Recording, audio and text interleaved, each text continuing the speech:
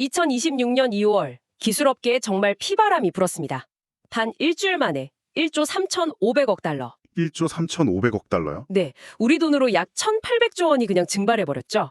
월스트리트에서는 이 사건을 사스 포칼립스, 그러니까 서비스형 소프트웨어 기업들의 대멸종이다, 이렇게 부르기 시작했습니다. 네, 용어 자체가 굉장히 극단적이죠. 그렇죠. 이 거대한 시장 붕괴의 진원지에 딱 한 회사가 있었습니다. 바로 엔스로픽이죠. 오늘 저희는 여러분이 보내주신 이 자료들을 바탕으로 한번 깊이 들어가 보려고 합니다.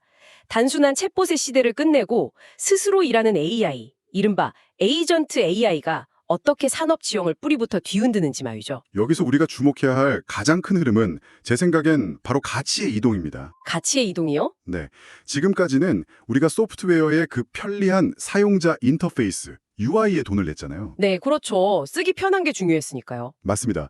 그런데 이제는 AI가 만들어내는 결과물 자체로 가치가 옮겨가고 있다는 겁니다.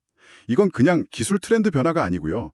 지난 20년간 우리가 당연하게 여겼던 비즈니스 법칙이 바뀌고 있다는 아주 강력한 신호탄인 거죠. 자, 그럼 모든 이야기의 시작점, 엔스로픽부터 한번 살펴보죠. 이 회사 성장세는 자료에 나온 걸 보면 정말 비현실적이에요. 2025년 초에 연간 매출 10억 달러를 찍더니 몇 달 만에 50억 달러.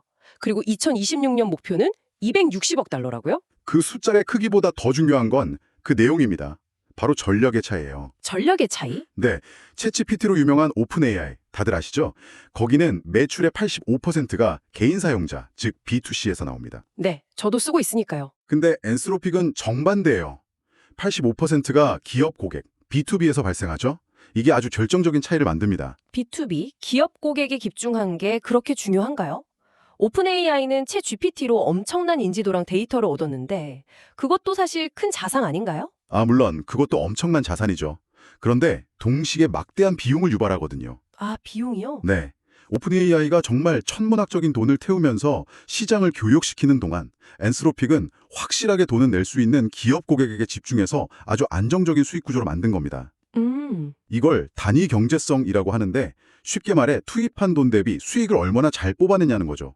이 덕분에 경쟁사들이 적자에 허덕일 때 엔스로픽은 2027년에 흑자 전환까지 예상됐던 겁니다. 와, 먼저 안정적인 기반을 닦아놨다는 거군요. 그리고 바로 그 위에서 2026년 2월 시장을 공포에 빠뜨린 클로드 코워크를 내놓은 거고요. 맞습니다. 이게 기존 챗봇이랑은 차원이 다르다고요? 네, 에이전트 AI의 본격적인 시작을 알린 제품이죠. 기존 챗봇이 그냥 똑똑한 상담가였다면요. 네, 질문하면 답해주고. 네, 그렇죠. 클로드 코워크는 이건 디지털 동료에 가깝습니다. 스스로 판단하고 계획하고 작업을 실행하니까요. 디지털 동료라 좀 와닿지가 않는데 예를 들어 주실 수 있나요? 자, 예를 들어보죠. 사용자 컴퓨터에 특정 폴드를 딱 지정해주고 이렇게 말하는 겁니다. 이 폴더 안에 출장 보고서들 전부 분석해서 주요 경비 항목 뽑아내고 월별 지출 트렌드를 보여주는 파워포인트 자료로 만들어줘. 네. 그러면 사람은 그냥 자리를 떠나도 됩니다. AI가 알아서 파일들을 열고 데이터를 읽고 표를 만들고 그래프를 그려서 프레젠테이션까지 다 완성해 놓으니까요. 잠깐만요. 그게 어떻게 가능하죠? 아니, 세상의 모든 소프트웨어는 다 제각각 다른 방식으로 만들어졌잖아요. AI가 그걸 어떻게 하나하나 다 다룰 수 있는 거죠? 바로 그 지점을 해결한 게 모델 컨텍스트 프로토콜, 줄여서 MCP라는 기술입니다. MCP요? 네, 말씀하신 대로 이게 일종의 소프트웨어용 만국 공용어라고 생각하시면 제일 쉬워요. 만국 공용어? 이 개방형 표준 기술 덕분에 AI가 SAP든 세일즈포스든 가리지 않고 그 데이터베이스에 직접 말을 걸 수 있게 된 겁니다. 예전처럼 사람이 마우스로 클릭하는 화면, 즉 UI라는 번역과를 거칠 필요가 없어진 거죠. 데이터에 바로 접근한다고요? 네, 데이터에 직접 접근해서 읽고, 쓰고, 수정하고, 삭제하는 게 전부 가능해진 겁니다. 그러니까 바로 그 지점 때문에 시장에 패닉에 빠지기 시작했군요. 소프트웨어의 껍데기인 UI의 가치가 사라질 수 있다? 이런 공포감? 정확합니다. 2026년 2월 3일 엔스로픽이 클로드 코워크 전문 플러그인 11개를 출시하면서 불이 붙었죠. 네, 법률 분석, 재무 모델링, 영업 관리 같은 아주 구체적인 직무를 자동화하는 플러그인들이었어요. 시장은 이걸 보자마자 알아차린 겁니다. 이게 기존 소프트웨어 기업들의 밥줄을 어떻게 끊어놓을 수 있는지를요. 밥줄을 끊는다? 네, 그동안 이론으로만 존재하던 좌석 압축, 영어로는 시트 컴프레션, 이 현실이 되는 순간이었죠. 좌석 압축이요? 용어가 좀 어려운데 좀 쉽게 풀어주실 수 있을까요? 아주 간단합니다. 과거에 한 로펌의 주니어 변호사가 100명 있었다고 한번 생각해 보세요. 네, 100명. 이분들이 판례를 검색하려면 법률 정보 데이터베이스인 웨스트로에 라이센스가 100개 필요했습니다. 100개의 좌석에 대한 비용을 낸 거죠. 그렇죠. 한 사람당 하나씩. 그런데 이제 AI 에이전트 하나가 그 100명이 하던 리서치 업무의 상당 부분을 대체할 수 있게 됐습니다. 자, 그럼 이 로펌은 이제 웨스트로 라이센스를 몇 개나 살까요? 글쎄요. 어쩌면 단 10개 혹은 단 1개만 필요할 수도 있습니다. 잠깐만요. 제가 제대로 이해했는지 한번 짚어보죠. 그러니까 이건 단순히 고객 몇 명을 잃는 수준의 문제가 아니라 네, 한 사람당 라이센스 하나라는 그 비즈니스 모델 자체가 그냥 하룻밤 사이에 증발해버릴 수 있다 이 뜻이네요. 정확합니다. 소프트웨어의 가치가 90% 순식간에 사라지는 셈이죠. 그 결과는 자료에 나온 그대로입니다. 톰슨 로이터 주가는 하루 만에 18% 폭락했고 경쟁사인 렐렉스는 14%나 떨어졌죠. 인도 IT 지수는 팬데믹 이후 최악의 하락을 기록했고요. 네, 투자자들은 깨달은 겁니다. 아, AI는 기존 소프트웨어에 추가되는 멋진 부가기능이 아니구나. 네. 소프트웨어 자체를 불필요하게 만드는 대체 엔진이구나. 단 하루 만에 2,850억 달러가 사라진 이유입니다. 이렇게 AI가 스스로 일하게 되면서 이제껏 상상도 못했던 문제들도 생겨나고 있습니다. 예를 들어 AI가 실수로 회사에 막대한 손해를 끼치는 계약을 했다면 그 책임은 누가 지나요? 바로 그 지점에서 법률 환경이 아주 급격하게 바뀌고 있습니다. 2020년 1월 1일부터 발효된 캘리포니아의 AB 3116 법안이 대표적인데요. 네. 이 법안은 AI가 자율적으로 한 일이라 저희는 몰랐습니다. 이런 변명을 법정에서 할 수 없도록 못을 박았어요. AI 탓을 못하게. 그렇죠. AI는 법적인 인격체가 아니며 모든 책임은 그 AI를 도입하고 사용한 조직에 귀속된다는 원칙을 명확히 한 거죠. 그렇군요. 이건 기업 입장에서 AI 에이전트를 도입하는 게 마치 법인카드랑 결제권을 가진 신입사원을 채용하는 것과 같다는 의미입니다. 와, 비유가 확 와닿네요. 그만큼 철저한 감독체계가 필요해진 거죠. 미넨 재보험 같은 거대 보험사가 AI 슈어라는 AI 전용 책임보험 상품을 출시한 것도 이런 배경 때문입니다. AI가 일으킨 사고에 대비하는 시장이 열린 거예요. 법적인 문제도 문제지만 전혀 예상치 못한 물리적인 한계에 부딪히고 있다는 점도 참 흥미롭습니다. 네, 바로 전력 문제입니다. 전력이요? 네, AI 데이터 센터가 잡아먹는 전력량이 우리 상상을 초월합니다. 자료를 보면요, 2026년에는 아마존, 구글, 메타, 마이크로소프트 이 빅테크 4개사의 데이터 센터가 쓰는 전력량이 일본이라는 국가 전체의 전력 소비량과 맞먹을 거라고 해요. 국가 하나만큼의 전기를 쓴다고요? 와, 정말 믿기지가 않네요. 이건 그냥 전력망에 플러그 꽂아서 해결될 문제가 아니겠는데요? 당연히 불가능하죠. 그래서 빅테크 기업들이 거대한 전환을 시작했습니다. 이른바 원자력으로의 전환입니다. 원자력. 네, 마이크로소프트는 이미 악명 높았던 쓰리마이 아일랜드 원전의 재가동 계약을 체결했고요. 메타는 2035년까지 최대 6.6기가와트 원자력 에너지를 확보하겠다고 발표했습니다. 그렇군요. 그러니까 AI 경쟁의 승패가 이제 알고리즘이 아니라 누가 안정적으로 기가와트급 전력을 확보하느냐 여기에 달리게 됐다는 거네요. 맞습니다. 그런데 에너지 말고도 또 다른 병목 현상이 있어요.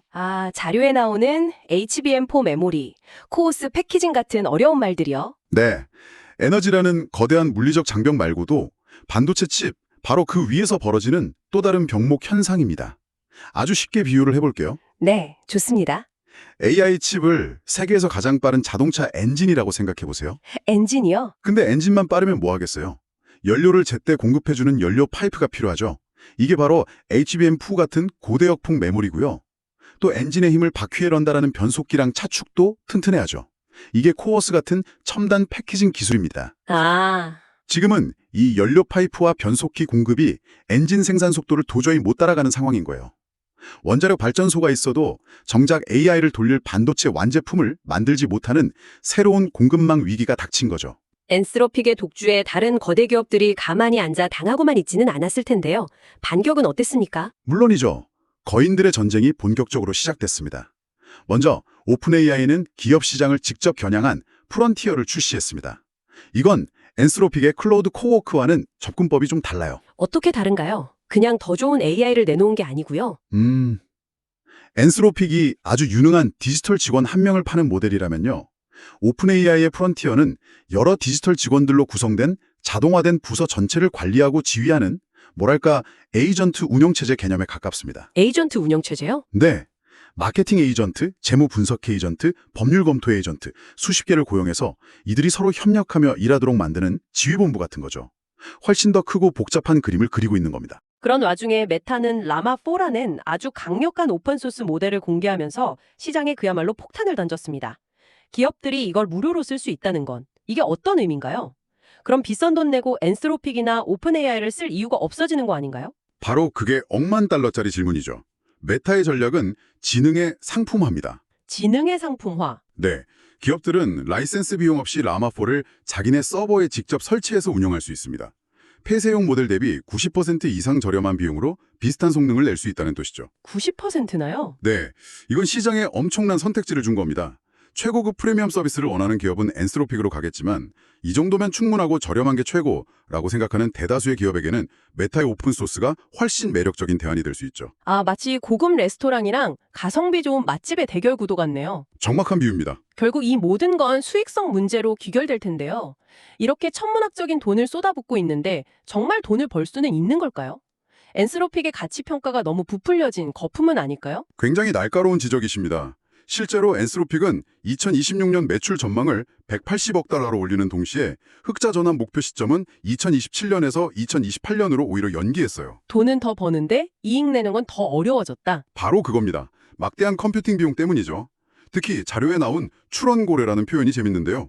네, 저도 봤습니다. 인퍼런스 웨일, 이게 뭔가요? 소액의 월 구독료를 내는 헤비 유저 한 명이 AI를 너무 많이 써서 회사 입장에서는 그 사람 한 명에게 수만 달러의 컴퓨팅 자원을 쏟아부어야 하는 상황을 말해요.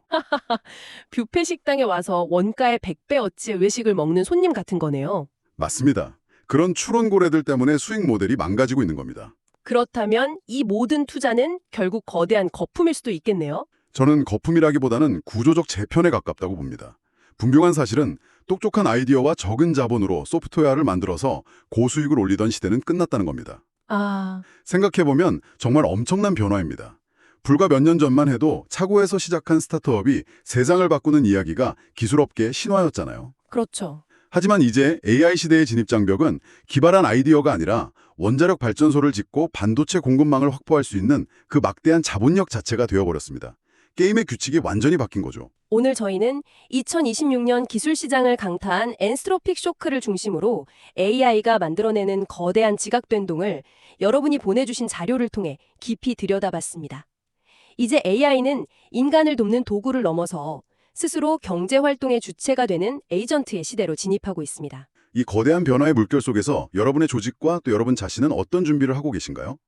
과거의 성공 방정식이 더 이상 통하지 않는 이 새로운 경제에서 진짜 가치는 어디에서 나올까요? 네, 그리고 이 모든 것을 떠나서 여러분께 마지막으로 던지고 싶은 질문은 이것입니다. AI 에이전트가 대부분의 실무를 처리하는 세상에서 인간만이 할 수 있는 대체 불가능한 역할은 과연 뭘까요? 어쩌면 그건 거창한 전략이나 창의성이 아닐지도 모릅니다. 그저 언제 AI에게 아니오라고 말해야 하는지를 아는 그 지혜와 판단력일지도 모르겠습니다. 오늘 저희의 분석이 흥미로우셨다면 채널을 구독하고 좋아요를 눌러주세요. 여러분의 지지가 더 깊이 있는 이야기를 만드는데 정말 큰 힘이 됩니다. 그럼 다음 시간에 다시 뵙겠습니다.